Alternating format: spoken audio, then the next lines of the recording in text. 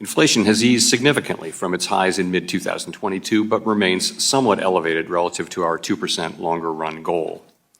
Estimates based on the Consumer Price Index and other data indicate that total personal consumption expenditures, or PCE prices, rose 2.3% over the 12 months ending in May, and that, excluding the volatile food and energy categories, core PCE prices rose 2.6%.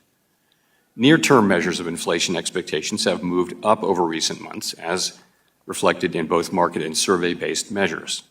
Respondents to surveys of consumers, businesses, and professional forecasters point to tariffs as the driving factor. Beyond the next year or so, however, most measures of longer-term expectations remain consistent with our 2% inflation goal. Our monetary policy actions are guided by our dual mandate to promote maximum employment and stable prices for the American people.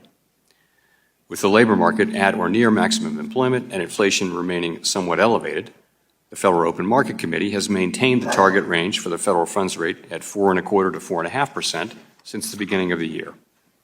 We've also continued to reduce our holdings of Treasury and agency mortgage-backed securities, and beginning in April, further slowed the pace of this decline to facilitate a smooth transition to ample reserve balances. We will continue to determine the appropriate stance of monetary policy based on the incoming data, the evolving outlook, and the balance of risks. Policy changes continue to evolve, and their effects on the economy remain uncertain. The effects of tariffs will depend, among other things, on their ultimate level. Expectations of that level, and thus of the related economic effects, reached a peak in April and have since declined. Even so, increases in tariffs this year are likely to push up prices and weigh on economic activity. The effects on inflation could be short-lived, reflecting a one-time shift in the price level. It's also possible that the inflationary effects could instead be more persistent.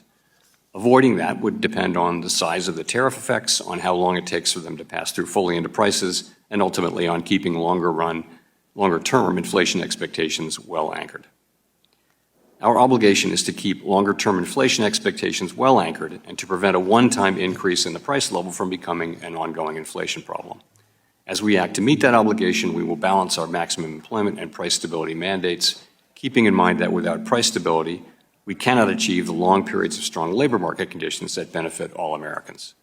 For the time being, we are well positioned to wait to learn more about the likely course of the economy before considering any adjustments to our policy stance. Why aren't we doing what the rest of the world is doing? Is it because we're at full employment?